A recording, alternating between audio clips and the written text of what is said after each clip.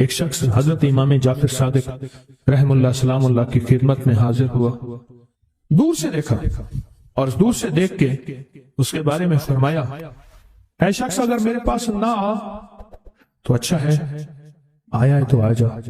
خدام اٹھے اس کو روکنے کے لیے، خدام اسے روکنے کے لیے خدام اٹھے، فرمایا اسے آنے دو۔ جب وہ بیٹھا تو کہا کہ تیری پیشانی پہ شقاوت لکھی ہوئی ہے، بدبختی لکھی ہوئی ہے۔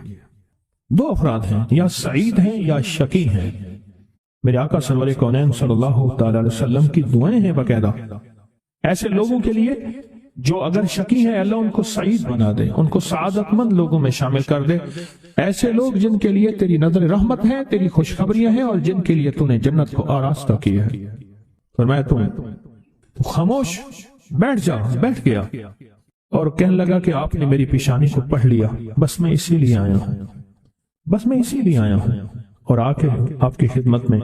کیا ایسا ممکن ہے کہ میری یہ شقاوت ختم ہو جائے؟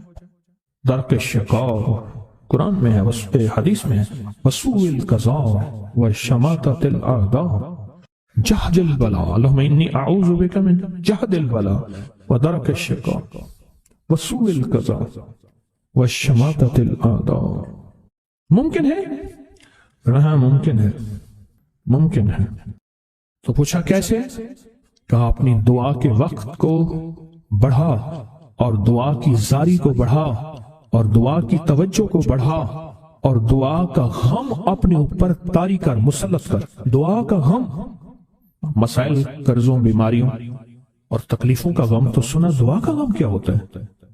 دعا کا غم یہ ہے کہ آج کے دن میں میں نے اللہ جل شانہ سے کتنی دیر باتیں کی اور اللہ سے کتنی دیر میں اللہ کو منانے میں لگے اور کتنی دیر اللہ کے خزانوں سے لینے میں لگے۔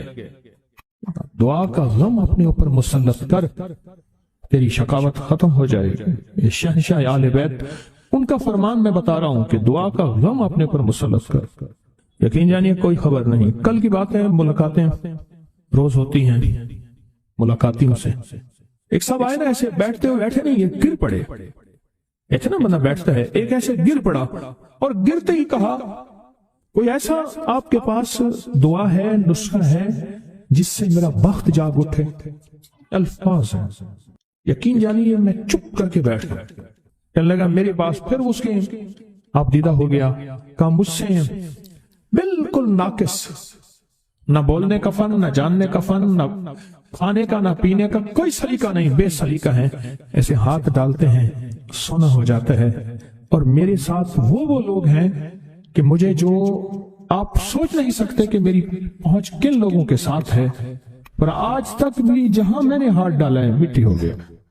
چاہتے ہیں آج جادو، بندشیں، حالات، مشکلیں، پریشانیاں، ناکامیاں سورج ڈوبنے سے پہلے حل ہو جائیں، تو دنیا میں جس کونے میں بیٹھے ہیں یا آپ تسبیح خانے میں، مستورات بھی ہیں، مرد بھی ہیں، اگر آپ چاہتے ہیں ماشاءاللہ ہوائیں ہیں، پنکھے ہیں، ایگزاسٹ ہیں، موسم اپنی سختیاں اور تلخیاں دکھا رہا ہے، یہ قدرت کا نظام چلتا رہے گا، لیکن تسبیح خانے نے آپ کی راحت و سکون دینے کی کوشش کی ہے، پر کوشش پوری کر نہیں سکے۔ دعویٰ نہیں کہ آپ کو راحت دیں، آپ کا احترام ہو۔ میں خود سارا دن پھرتا رہتا ہوں، مجھے اس بات کا احساس ہے کہ راستے میں چلتے لوگ کہتے ہیں مجھ سے ہمیں ہاتھ ملا، ہم سے گلے مل، ہمیں بات سن لے، میں ان سے معذوری اور مجبوری کا درخواست کرتا ہوں۔ یہ ساری آپ کی خدمتوں کے لیے تو بھاگ دوڑ کر رہا ہوں، ورنہ پیر تو بیٹھے ہوتے ہیں، لوگ ان کے پاؤں دبا رہے ہوتے ہیں، ایئر کنڈیشن لگے ہوئے ہوتے ہیں، اور یہ تمہارا پیر نہیں فقیر ہے، یہ فقیر سارا دن فقیر بن کے متکونج مانگو کرلاواں، ہر جگہ آپ کی راحت کا انتظام، کہیں آرام میں، کہیں کھانے میں، کہیں پینے میں، کہیں بیت الخلاء کی صفائی میں، کہیں لنگر میں۔ آپ شاہی مہمان ہیں تو آپ کا غلام ہوں، میں تو آپ کا خادم۔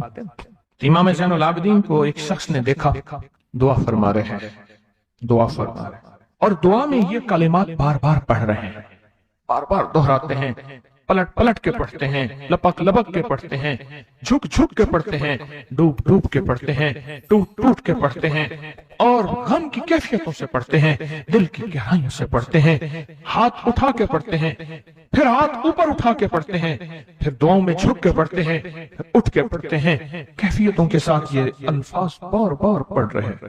वो पीछे बैठा रहा, बैठा रहा, बैठा रहा। बड़ी देर के बाद वो शख्स उठा और शहंशाहों से अर्ज किया। जब दुआ खत्म हुई तो इमाम ज़ैनुल आबिदीन की बारगाह में अर्ज किया कि आका ये फरमाएं, दुआ तो सारी थी, इन दुआ के इन बोलों को आप बार बार क्यों फरमा रहे थे? तो अजीब बात फरमाई। फरमाया हदीस में मैंने पढ़ा है, मेरे नाना हजरत मोहम्मद सल्लल्लाहु अलैहि वसल्लम का फरमान है, जो शख्स ये कलिमात पढ़ता है इसका सवाब अल्लाह के यहाँ और कोई नहीं जानता। और एक रिवायत में है कि इसका सवाब इतना है कि फरिश्ते इसके लिखने पे टूट पड़, इंसानों और जिन्नात की नस्लें खत्म हो जाती हैं, पर इसका सवाब खत्म नहीं होता।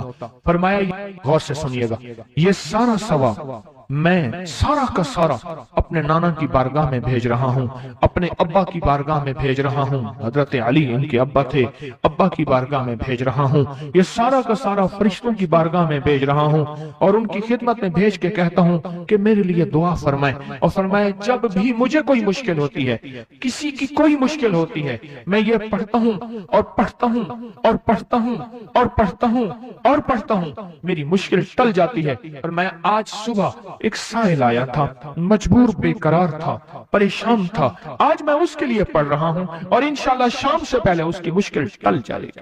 और रावी लिखता है, मैंने फिर साइलों से पूछा, लोगों से पूछा, तहकीक की। फरमाया इमाम ज़ैनुल आबिदीन जिसके लिए भी ये दुआ करते हैं, पर करते कैसे हैं? जो मैंने नक्शा खींचा जरा उस नक्शे को गौर से सुन। करते कैसे हैं? डूब के, टूट के, विजदान से, दर्द से, कैफियतों से, गम से, अल्लाह के ताल्लुक से, अल्लाह की मोहब्बत से, अल्लाह के ध्यान से, पूरी तवज्जो से बार बार यही पढ़ते हैं, फिर यही पढ़ते हैं। और फिर हदिया किसको पहुंचाते हैं? ये दुआ, इस दुआ के राजों को जरा समझ लें। फिर मैं दुआ पढ़ता हूँ। पहला राज जज्बा, विजदान, यकीन, दर्द, सोच, सांस, कैफियत। पहला राज यही है, ये समझ आ गया।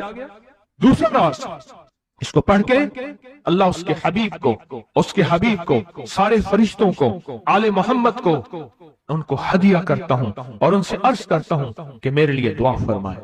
ये दूसरा राज है। इन दो राजों के साथ इस दुआ को पढ़ता हूं और जिसके लिए पढ़ता हूं शाम से पहले उसका मसला हल हो जाता है। उन्होंने लफ्ज जो इख्तियार किया अरबी जबान में, लफ्ज जो मिला है मुझे, उसका तर्जमा यह है कि सूरज अपना मुंह छुपाए उससे पहले उसका मसला हल होता है। सूरज अपना मुंह छुपाए यानी शाम से पहले उसका मसला हल हो जाता है, उसकी मुश्किल दूर हो जाती है और उसकी नाकामियां खत्म हो जाती हैं। आज सुबह एक साइल आया था, इमाम ज़ैनुल आबिदीन हजरत अली इनका नाम था, हुसैन के बेटे हैं और अली के पोते हैं फरमाया कि अली फरमाते हैं मेरे पास साइल आया था, इमाम ज़ैनुल आबिदीन फरमाते हैं दुखियारा था, गम का मारा था, आज मैं उसके लिए दुआ कर रहा था। और फिर फरमाया मैं जिसके लिए भी ये दुआ करूं, सूरज इससे पहले कि अपना मुंह छुपाए उसका मसला हल हो जाता है। आज की इस इख्तितामी महफिल में मैं इस दुआ में लगा के मगरिब तक इस दुआ में लगाऊंगा। चाहते हैं इसकी दुआ में लग जाए? चाहते हैं? वजद से, कैफियतों से, पूरे दर्द से। मैं अल्फाज पढ़ने लगा हूं, मेरे साथ पढ़ेंगे। इन अल्फाज को हम 3 बार पढ़ेंगे और इसमें एक चीज बताऊं, आले रसूल की निस्बतें हों और एक सच्चा जज्बा लेकर आए और फिर यहां से खाली जाए, झोलियां भर के ना जाए, कांटों भरी झोली लाएं और फूल भर के ना ले जाए, झोलियों में कंकर लाएं और मोती लेकर ना जाएं। बात ना बनी, फिर मजा ना आया। तो पहले मेरे साथ पढ़ लें, मैं पढ़ाता हूं। इससे पहले मोहम्मद आले मोहम्मद पे हम दरूद भेजेंगे और पढ़ें, और जिनको नहीं आता वो भी सीख जाएंगे अगर तवज्जो से मेरे साथ पढ़ेंगे। तो आए इमाम ज़ैनुल आबिदीन का तोहफा और जिनसे पीराने पीर शेख अब्दुल कादिर जिलानी रहमतुल्लाह अलैह ने लिया और जिनसे फिर 1.25 लाख औलिया और बुजुर्गों और हस्तियों ने लिया, वो पढ़ते हैं। पढ़े मेरे साथ। या रब्बी लकल हम्दु कमा यंबगी बेजलाल वजह का वाजी में सुल्तान का, या रब्बी लकल हम्दु कमा यंबगी बेजलाल वजह का वाजी में सुल्तान का, या रब्बी लकल हम्दु कमा यंबगी बेजलाल वजह का वाजी में सुल्तान का। चाहते हैं आज सूरज डूबने से पहले फैसले? चाहते हैं सूरज अपना मुंह छुपाने से पहले आपके हक में फैसले? چاہتے ہیں آج جادو، بندشیں، حالات، مشکلیں، پریشانیاں، ناکامیاں سورج ڈوبنے سے پہلے حل ہو جائیں. تو دنیا میں جس کونے میں بیٹھے ہیں یا آپ تسبیح خانے میں، مستورات بھی ہیں، مرد بھی ہیں، اگر آپ چاہتے ہیں تو پھر آج اس بول کو مغرب سے پہلے اور مغرب کے بعد تک بھی اس بول کو پڑھنا ہے. اور پڑھنا دو شرطوں کے ساتھ ہے، ایک جذبے اور وجدان کے ساتھ، اور دوسرا پڑھ کے ان ہستیوں کو ہدیہ کرتے جائیں اور اپنی جذبوں اور اپنی پریشانیوں اور اپنی مشکلوں کو، ناکامیوں کا تصور کرتے جائیں. پڑھیں یا رب لک الحمد. مجھے ایک صاحب کہنے لگے، میں نے آپ کو پہلے بھی بتایا کہ یہ جو نوافل ہیں جس کے بارے میں نے آپ کو کہا کہ جو یہ نفل پڑھے اور وہ کہے کہ میں بازی ہار گیا ہوں، میں کیسے مانوں؟ وہ کہے کہ میں بازی ہار گیا ہوں، میں کیسے مانوں؟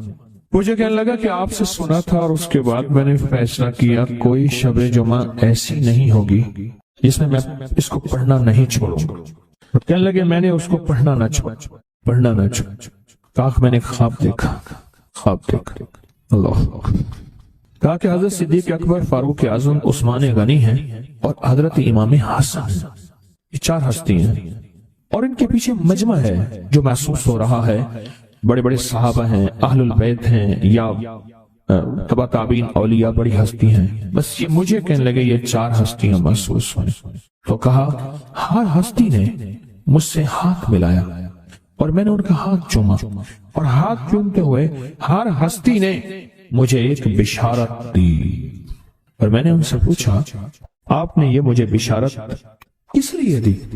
فرمایا تو شب جمعہ میں 2 نفل نہیں پڑھتا؟ وہ آیت الکرسی اور اخلاص والے وہ سب تک پہنچتے ہیں، وہ ہمارے پاس بھی پہنچتے ہیں، اور ہمارے پاس جو پہنچتے ہیں وہ بہت ڈھیر پھولوں کا ہوتا ہے، خوشبوؤں کا ہوتا ہے. کہا کہ پھر انہوں نے ایسے اشارہ کیا، دیکھا تو پھولوں کا ایک پہاڑ تھا. پھولوں کا کیا تھا؟ اور اس پہاڑ کے ساتھ خوشبو. اور کہا یہ پہنچتے ہیں، یہ چیز پہنچتی ہے. یہ جو شخص یہ چاہتا ہے اللہ میری نسلوں کے لیے رزق کے دروازے کھلے رکھ، رزق کے روحانی اور رزق کے جسمانی، اللہ میری نسلوں کے لیے دنیا کی مہنگائیاں، حالات، کرائسس، ناکامیاں، اور پتہ نہیں آگے مہنگائیوں کی صورتحال کیا ہوگی، لیکن اللہ مجھ سے اور میری نسلوں سے رزق نہ چھین. تو فرمایا اس شخص کو کہے کہ سورۃ فاتحہ پڑھ، اور سورۃ فاتحہ کو ایک بار پڑھ، اور جب پہنچ ایاک نعبد و ایاک نستعین، اس کو 40 منٹ ایسے وجدان، ایسے درد، ایسی کیفیت کہ کوئی دنیا کا کوئی فرد مجھے یاد نہ رہے سوائے اس کی ذات کریمی کے، اور اس کو دہرا دہرا دہرا دہرا، اس کو دہرا. اور کہا کہ میں نے وہ پڑھنا شروع کر دیا. شیخ حامد کوفی کہتے ہیں کہ کوفہ میں ہمارے ہاں ایک رئیس تھا اور لوگ اس کے در سے کھاتے تھے اور لوگ اس کے در سے بہت لیتے تھے اور بہت سخاوت چلتی تھی. اور سنا تھا کہ اس کے والد بھی ایسے رئیس تھے اور سنا تھا اس کے دادا بھی ایسے رئیس تھے. اور یہ بات سنی تھی کہ اس کے دادا نے کوئی عمل کیا تھا اور ایسا نہیں، دادا کے بڑوں نے کوئی ایسا عمل کیا تھا جس میں اللہ سے نسلوں کے لیے رزق اور رزق کے خزانے منوائے تھے.